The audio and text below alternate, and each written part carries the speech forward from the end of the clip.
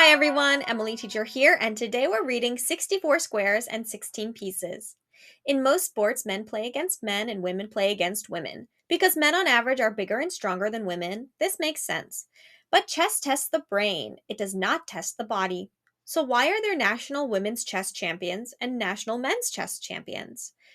Are men players not as good as women? Are women players not as good as men?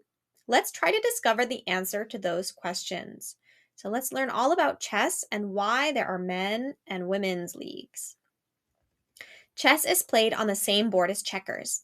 The pieces on the board for chess are the king, queen, knight, bishop, castle, and pawn.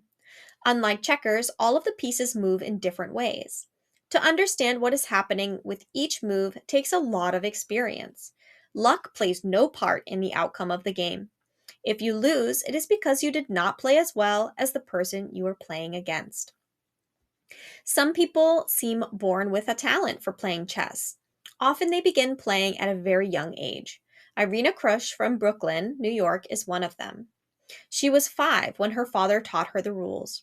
By the time she was 9, she was quite good. She could beat her dad easily every time. Chess players know that the best way to improve their game is to play against people who are better than they are. So Irina did this.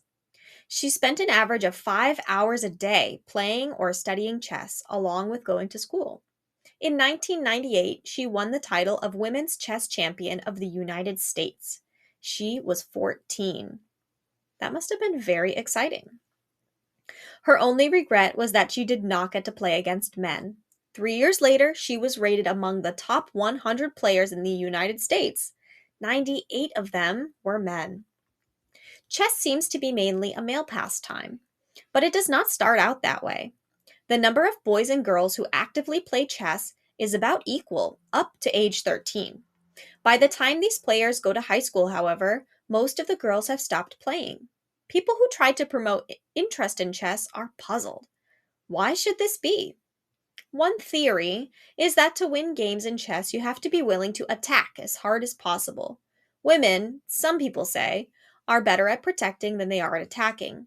There is a better way to explain the lack of women players, however. There are few role models for girls who want to become serious chess players. This is now starting to change thanks to people like Irina.